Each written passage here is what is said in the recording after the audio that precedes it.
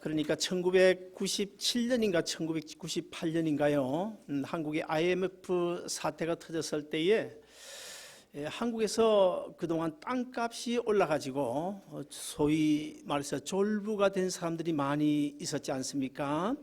그리고 외국에서 빚을 얻어와가지고 자본의 부채가 100%, 그러니까 100배가 넘는 그런 기업도 있었는데요.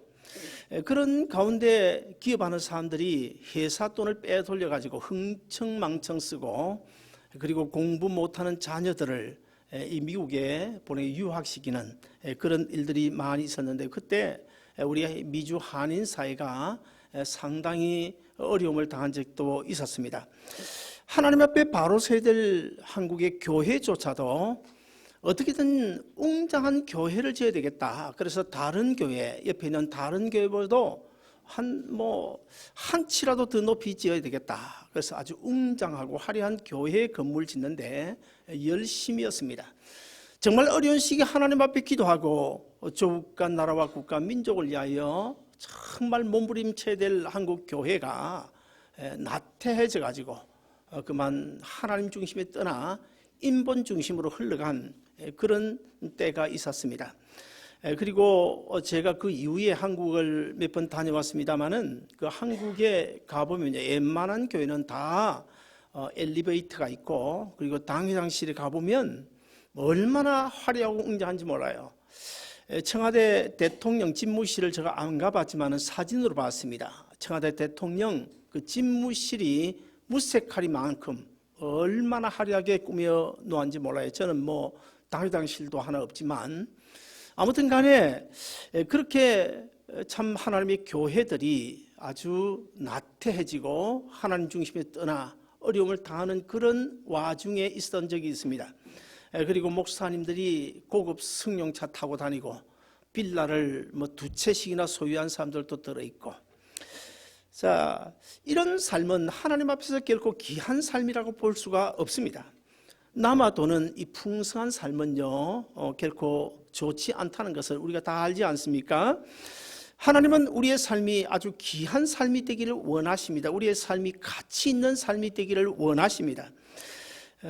옛날에 한때 그 바나나가 값이 떨어져 가지고 아주 덤핑으로 팔린 그런 적들이 있었습니다만은, 이 값이 떨어져 가지고 덤핑으로 팔리는 바나나처럼 아주 가치 없는 인생이 되는 것을 우리 하나님은 결코 원하시지 아니하십니다. 하나님께서 우리에게 은혜 주실 때도 마찬가지입니다.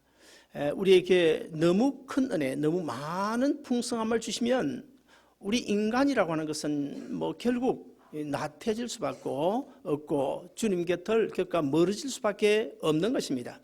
그래서 고린도후서 6장 1절에 보시면 하나님의 은혜를 헛되이 받지 말라고 우리에게 권면하고 있습니다.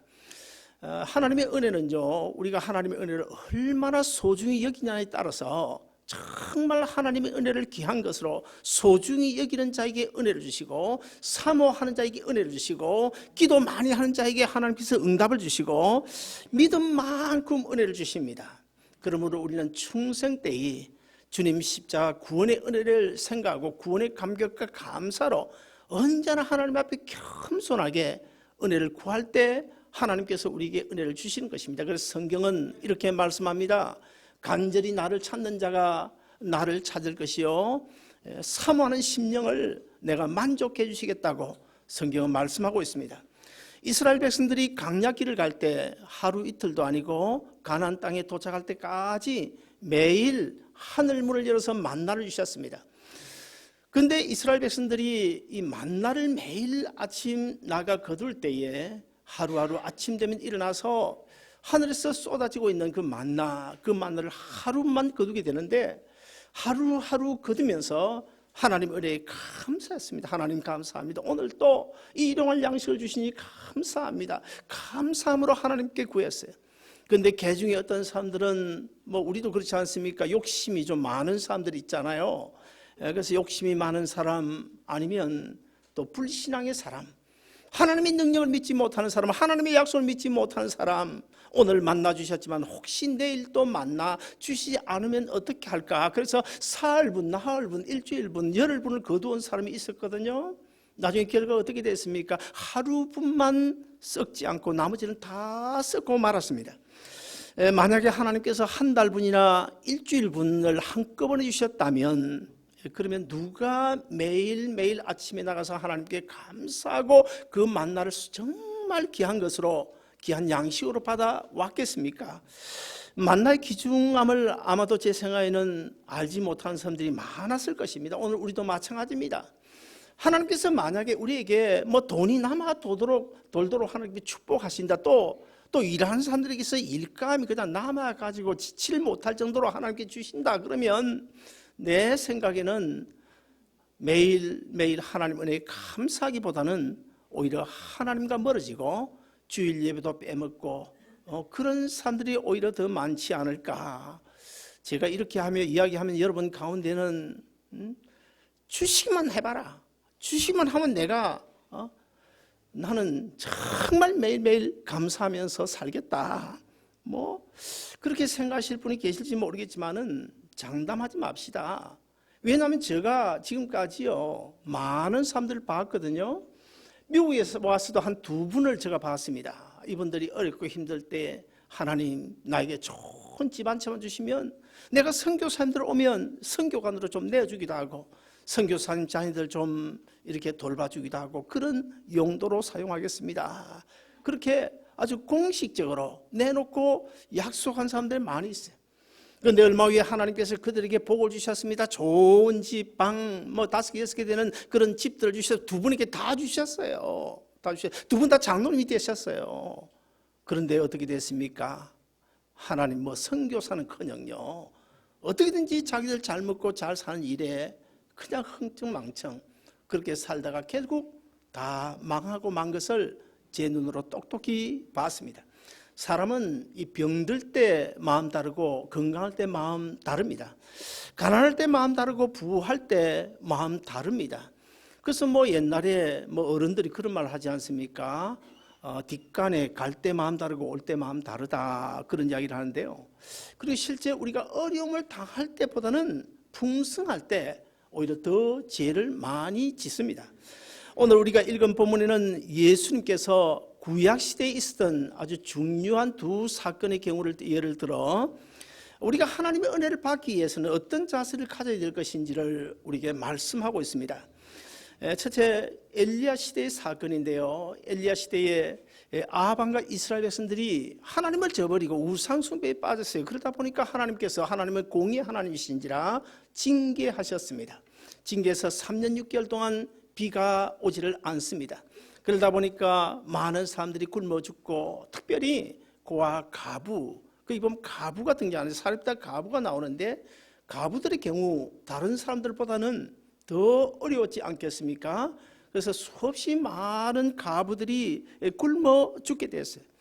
그런데 오늘 본문에 보시면 하나님께서 엘리야 선지자로 하여금 시돈 땅에 사는 사렙다 가부에게로 찾아가라고 그렇게 명령을 하시고, 엘리야 선지자가 하나님의 명령에 따라서 시돈 땅으로 찾아가서 사렙다 가부를 만나게 됩니다. 엘리야가 하나님의 말씀대로 시돈 땅으로 갔습니다. 시돈 땅 성읍 입구에 들어가는데 어떤 한 여인이 나무 가지를 줍고 있는 것입니다. 그런데 엘리야는 그 당시에 아주 영감이 있었고 예지의 능력이 있는 아주 신실한 주의 종이었기 때문에 딱 보니까 하나님께서 이미 예비해 놓은 그 사렙다 가부였음을 직감하게 됐습니다. 그래서 그 가부에게 다가가서 다짜고짜로 엘리야 선지자가 이렇게 말합니다. 여보시오, 지금 뭘 하고 있어? 내가 지금 배가 고파 시장하니 나에게 떡을 만들어서 공급해 주시오, 이런 이야기를 했어요.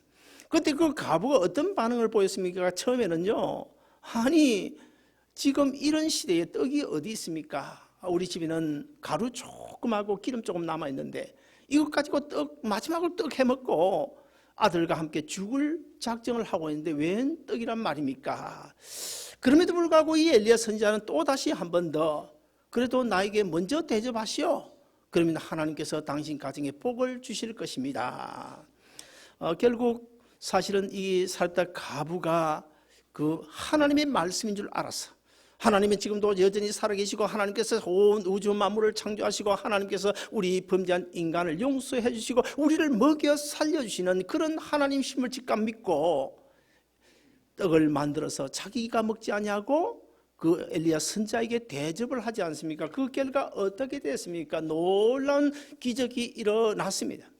사렙다 가부의 집에 있던 조금 남아있던 가루 분명히 사용했는데도 불구하고 여전히 그대로 채워져 있는 거예요. 기름도 그대로 채워져 있는 거예요. 끊임없이 쓰고 나면 또 채워져 있고 쓰고 나면 채워져 있고 끊임없이 채워져 있는 거예요. 그래서 이 사렙다 가부가 큰 복을 받았다는 이야기입니다. 그 다음에 또 다른 한 사건인데 이 사건은 엘리야 선지의 제자인 엘리사 선지자 때에 있었던 이야기입니다. 그 당시에 세계 강대국이 누구냐, 어느 나라인가 하면 아람 나라였어요. 이 아람 나라가 이스라엘을 많이 괴롭혔습니다. 그런데 그 아람 나라의 군대 장관인 나만이라는 사람이 갑자기 요즘에는 문둥병이라는 말을 안 하죠. 나한자 그러는데 나병이라고 그러는데 이 나병에 걸렸어요. 우리나라에도 옛날에 뭐 나병, 문둥병자가 많이 있지 않았습니까? 옛날 어른들이 이야기하면 뭐 이런 말 여러분 들어보셨습니까?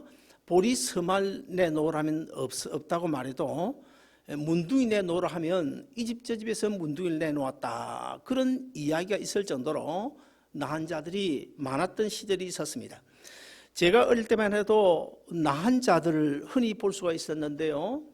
그래서 뭐 간혹 그런 이야기가 들려왔어요. 나한 자가 어린 아이의 간을 3개만 먹으면 병을 고친다. 그래가지고 저도 뭐 한 3살, 4살 그런 때로 기억이 나는데 이 길거리에서 뭐 나한 자 보면 우리 친구들 같이 막 도망다니고 그래서 도망가고 그랬어요.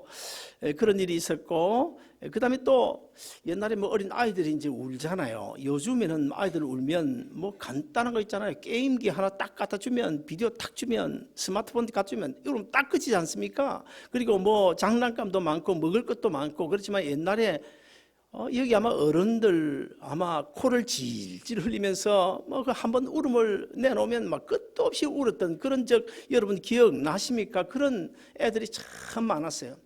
그래서 울음을 그치지 않으니까 어른들이 부모가 뭐라고 하는지 아십니까? 문둥이 온다. 그러면 울음을 딱 그쳐버린 애들이 그런 시절이 있었습니다. 옛날에 이 나병이라고 하는 것은 불치병은 뭐 당연한 것이고 그리고 또 하나님의 저주받은 병이다. 그렇게 알려지고 있었습니다. 그래서 아람 나라의 군대 장관인 이 나만이 문둥병에 걸려가 전전긍긍하고 있는데 그때 마침 이스라엘을 침공해서 그 막 포로들 잡았는데 포로를 잡아서 종을 삼고 했는데 그 나만 장군이 이스라엘에서 소녀를 잡아가지고 그 자기 가정에 그 안주인의 소녀 몸종 노릇을 하는 그 소녀가 있었습니다. 그때 그 소녀 몸종이 그 안주인에게 이런 이야기를 합니다. 이스라엘 가면 엘리사라는 선지자가 있는데 그 선지자를 만나면 우리 주인의 병을 아마 틀림없이 고칠 수 있을 것입니다. 그런 이야기를 했어요. 그러자 이 나하만 장군은 뭐 급하면은 지푸라기도 잡는 심정으로 이스라엘에 살고 있는 엘리사 선지자를 찾아가게 됩니다. 그런데 엘리사 선지는 이미 나하만 장군이 자기 집 대문 앞에까지 와 있다는 사실을 알고 있었습니다. 그런데 엘리사 선지는 집 밖에 대문 밖에 나와보지도 않은 채 그 나하만 장군을 문 밖에 세워놓고 이런 이야기를 합니다. 저 요단강에 가서 7번만 씻으시오. 그러면 나을 것이오. 참 나하만 장군의 입장에서 보면 그래도 일국의 그 국방장관인데 어떻게 문 밖에 나와보지도 않고 요단강에 가서 7번 씻으시오 그 말을 하는가. 그래서 뭐 우리 아랍 나라에는 강이 없어서 내가 요단강에 와서 7번 씻어야 되나 이런 마음을 가졌지만은 그러나 결국 나만 장군도 하나님이 살아계심을 믿었기 때문에 하나님의 종이 하는 이야기니까 내가 그 하나님의 종의 말을 들으면 혹시 나을지도 모른다. 그런 생각을 가지고 요단강에 가서 7번을 씻어가지고 어떻게 됐습니까? 깨끗하게 낫는 그런 놀라운 기적이 일어났습니다. 사랑하는 여러분, 오늘 이 본문의 두 사건이 우리에게 주는 교훈이 무엇일까요? 첫째는 나를 위한 은혜와 복은 내 삶의 현장 속에 이미 여호와 이르로 예비되어져 있다는 사실입니다. 오늘 본문 당시에 이스라엘 땅에 3년 6개월 동안 비가 오지 않았습니다. 그 정도라고 하면 아마 그때의 이스라엘 땅에 굶어 죽기 일보 직전에 있던 가부가 한둘이 아니었을 것입니다. 오늘 본문에 보면 이렇게 말합니다. 많은 가부가 있었으되 많은 나한 자가 있었으되 오늘 본문이 이렇게 기록하고 있어요. 그런데 왜 하필 하나님은 이 엘리야로 하여금 시돈 땅에 살고 있는 사렙다 가부의 집으로 하나님의 종을 가라고 했을까? 엘리야는 왜 수많은 가부들 다 찢어놓고 사렙다 가부의 집으로 온 것일까? 그리고 나만 장군의 경우도 사실 아람 나라뿐만 아니고 이스라엘 나라 안에도 나병에 걸린 사람이 수없이 많았을 텐데 이스라엘 땅도 아니고 이웃 나라 이스라엘과 아주 대적 관계에 있는 아람 나라의 그 나하만 장군을 하여금 하나님께서 은혜를 베풀 계획을 하고 계셨을까? 그리고 또 한 가지 이스라엘에서 붙잡은 그 소녀가 그 당시에 나만만 장군입니까? 다른 장군도 많이 있었을 것이고 왕궁도 있었을 것이고 아주 귀족들도 있었을 텐데 어떻게 이 소녀가 나만 장군의 집에 있게 되었을까? 이것이 우연일까? 결국 우연이 아니라는 것입니다. 사랑하는 여러분, 하나님의 축복의 메시지는 우리 삶의 현장 속에 이미 여호와의 이르로 예비되어져 있습니다. 하나님의 복은 엄마가 빈대떡 구워드시듯이 그 즉석에서 이것저것 만들어서 문제를 해결해 주시는 것이 아니라 은혜 받을 자의 사정을 예지하신 하나님, 전능하신 하나님께서 이미 다 알고 계시기 때문에 나는 내 인생에도 불구하고 내 1년 후를 모르지만 내 10년 후를 모르지만은 하나님은 내 인생의 1년 후, 10년 후를 알고 계신단 말이죠. 그래서 은혜 받을 자의 사정을 하나님께서 다 알고 계신다. 그래서 하나님은 우리의 삶 속에 필요한 축복의 메시지를 띄운다는 사실을 우리가 알아야 됩니다. 창세기 22장에 보시면 하나님께서 어느 날 밤에 아브라함은 내 독자 아들 이삭을 저 모리아 산에 가서 내게 제물로 바쳐라. 아브라함은 다음날 아침에 일찍 일어나서 두 종을 데리고 그리고 번제로 제물로 바칠 그 아들 데리고 모리아 산으로 사흘 길을 가지 않습니까? 높은 모리아산, 그 모리아산이 지금 어디입니까? 바로 2000년 전 예수님께서 십자가에 달려 죽으신 바로 갈보리 언덕 거기에요. 거기에 이제 이 아들 이삭을 데리고 가서 장작으로 불을 이제 지피고 그 위에 올려놓고 장작 위에 올려놓고 칼로 제물로 이제 하나님께 바치게 칼로 내리치려고 하는데 하나님께서 어떻게 멈춰라.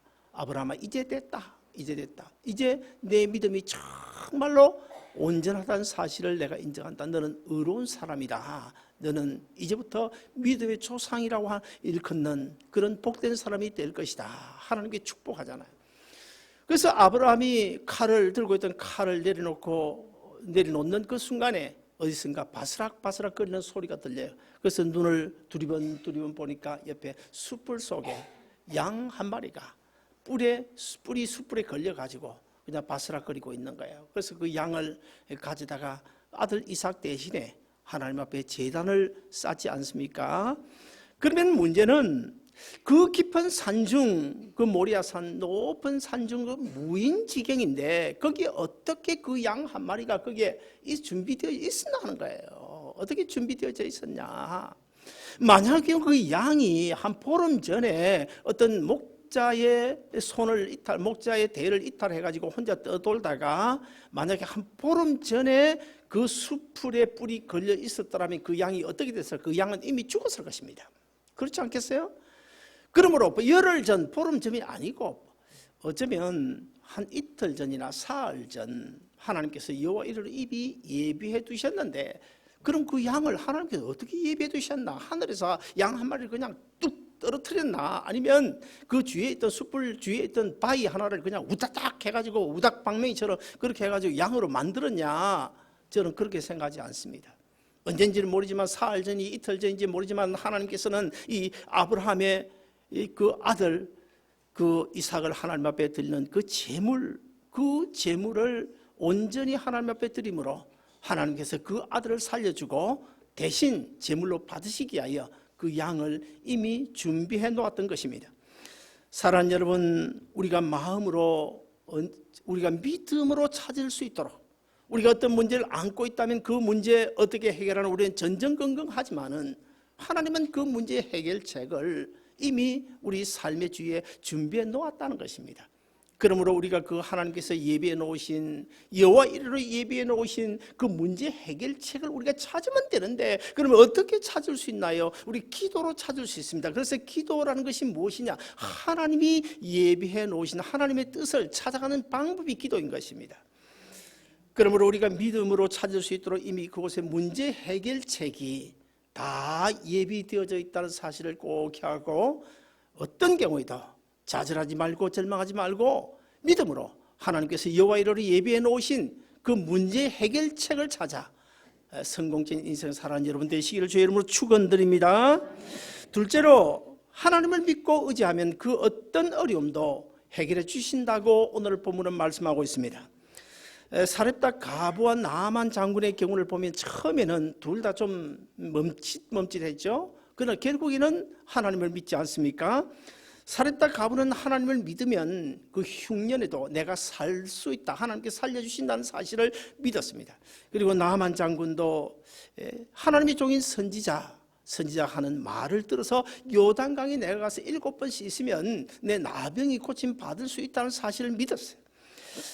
그러므로 이 하나님을 믿고 의지한다, 이 의지한다는 말은 다른 말로 하면 기댄다, 그런 뜻입니다. 기댄다. 옛날에 뭐 소도 비빌 언덕이 있어야 된다, 그런 말을 하지 않았습니까? 그 사람은 누군가를 기다리고 하는 그런 본능을 가지고 있습니다. 제가 옛날에 비즈니스에 실패하고 참 어려움을 당했을 때 나도 인간인지라 참 누구에게 좀 의지하나, 누구를 좀 기대나, 그래서 이 사람 저 사람 기댈, 나에게 언덕이 되어줄 사람이 누가 있을까 찾아보았습니다. 부모, 형제는 돈이 없어 기댈 언덕이 되어주지 못하고요. 그리고 친구들은요 그거 뭐 한 번, 두 번이지. 한 번, 두 번이지. 한 달, 두 달 지나니까 무겁다는 거예요. 내가 기대니까 무겁다는 거예요. 그래서 어깨 살짝 빼가지고 도망 가버리고, 심지어는 내 도움을 받은, 내가 그때 큰 회사를 했기 때문에 내가 없는 그 무역부 사무실에 개척하는 목사님들, 전도사님들 하루에 최소한도 7, 8명 와서 내가 없어도 차 마시고 가고, 그 다음에 개척 자금, 지원금 받아가고, 그런 목사님들이 나중에 제가 부도나고 어려움 당한다니까 그냥 얼굴 가려버리는 이런 것을 보면서 제가 오죽하면 미국에 와서 10년 동안을, 뉴포트 비치를 제가 간혹 갔습니다마는 뉴포트 비치 저 건너편을 보면 한국 아닙니까? 뉴포트 비치에 갔음에도 불구하고 저는 한국을 10년 동안 저 멀리 바다를 안 쳐다보고 살았습니다. 그래서 제가 참 고신측에서 잔뼈가 굵은 사람인데요. 고신측 목사님들이 여기 많이 아는 사람도 있었지만은 그 사람들과 교제를, 아예 저를 알고 찾아온 사람도 많았지만은 아예 교제를 10년 동안 하지 않았습니다. 사랑하는 여러분, 우리가 힘들 때에 우리가 의지할 분은 주님밖에 없다는 사실을 알아야 됩니다. 저는 그때 깨달았습니다. 주님밖에는 그 어떤 누구도 나의 영원한 버팀목이 되어줄 수 없다는 사실을 저는 그때 깨달았어요. 그래서 그때 이후부터는 저는 사람 의지하지 않습니다. 어떤 누구도 의지하지 않습니다. 오직 하나님만 의지합니다. 어떤 문제가 있어서 저는 하나님 바라보고 나아갑니다. 사람 보지 않아요.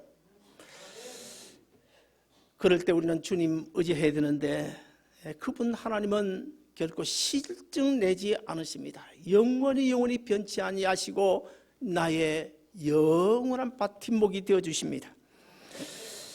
사랑하는 여러분, 그래서 성경에 보면 이런 말씀이 있습니다.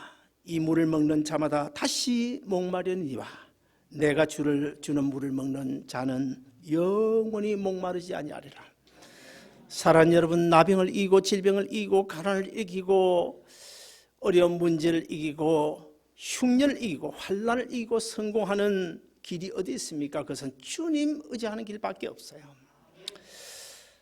지금도 여전히 살아계시는 우리 하나님을 의지하고 믿음으로 승리한 여러분 되시기를 주의 이름으로 축원드립니다. 마지막 셋째로 사렙다 가부와 나만처럼 말씀에 순종하며 살아야 됩니다. 사렙다 가부와 나만의 형편을 보면 조금 전에도 말씀드렸지만은 사렙다 가부는 가루 조금 있는 것, 기름 조금 남아있는 것, 그거 마지막으로 떡 해먹고 아들과 함께 죽으려고 하는 그런 형편 아니었습니까? 그런데 그 마지막 남은 것 자기가 먹지 아니하고 하나님의 종이기 때문에 주님을 섬기는 마음으로 선지자에게 대접했더니 놀란 기적이 일어나지 않았습니까? 그리고 나만의 형편도 우리가 한번 살펴보면 문둥병에 걸려가지고 지금 정말 서러워서 죽겠는데, 이런 경우에는 하나님의 종이라는 사람이 좀 나와서 대문을 열고 나와서 좀 자세하게 좀 들어오시오, 차도 한잔 하시오, 그러면서 이런저런 좋은 이야기로 안내를 해주면 좋겠는데 대문도 열어주지 않냐고 제 요단강에서 7번 씻으시오, 그러면 나을 것이요. 정말 얼마나 서러웠을까요? 그럼에도 불구하고 하나님의 종이 말씀하는 것이니 하나님께 순종하는 마음으로 순종했더니 그 나병이 나을 수 있었다는 것입니다. 성경 역사나 인류 역사를 잘 살펴보면 하나님은 언제나 하나님의 종들을 통하여 그 나라의 역사라든지 아니면 심지어 가정사까지도 하나님의 종들을 통하여 복을 주시고 저주까지 하게 하시고 역사하신다는 사실을 우리가 알아야 됩니다. 주의 종들이 정말 하나님의 말씀을 벗어나지 아니하면, 십자가를 벗어나지 아니하면 다윗처럼 하나님의 마음에 합당한 자가 되기만 하면 그 종들을 통하여 하나님께서 역사하시는 것입니다. 사랑하는 여러분, 사렙다 가부와 나만의 경우처럼 여러분의 삶의 현장에 하나님의 축복의 메시지는 이미 와 있다는 사실을 꼭 기억하시길 바랍니다. 여러분이 어떤 문제를 안고 있더라도 여러분의 삶의 현장에 그 문제 해결책이 이미 여호와 이르러 예비해져 있다는 사실, 이걸 먼저 우리가 깨달아야 돼요. 이걸 먼저 깨달아야 돼요. 거기서부터 우리가 출발합니다. 거기서부터 어떻게 출발합니까? 그것을 찾아야 되겠는데 찾는 방법이 바로 기도고, 기도하면서 어떻게 해요? 그냥 기도해야 되는 것이 아니라 야고보서 5장에서 말씀하셨던 것처럼 엘리야는 우리와 성정이 똑같은 사람이로되 엘리야가 기도한 적 3년 6개월 동안 비가 오지 않냐고, 엘리야가 기도한 적 3년 6개월 동안 비가 오지 않던 비가 왔더라. 그러면서 앞에 뭐라고 말합니까? 믿음으로 기도하라는 것입니다. 사랑하는 여러분, 아무쪼록 오늘 본문에 등장하는 이 두 사람, 사렙다 가부와 나만처럼 내가 아무리 힘들고 어려운 일을 만나도 그 문제 해결책은 하나님께서 이미 여호와 이르러 예비해 두셨다. 그러면 내가 어떻게 될 것인가? 나는 하나님만을 의지하고 하나님께 기도하면서 하나님이 숨겨놓은 그 문제 해결책을 찾아야 되겠다. 그리고 하나님의 말씀이라면 내가 끝까지 순종해서 여러분 한 사람, 여러분의 삶의 모든 문제들이 다 해결되어지고 남은 인생길 예수 그리스도로 말미암아 내 자신이 넘치는 복된 삶이 되시기를 주님의 이름으로 축원드립니다.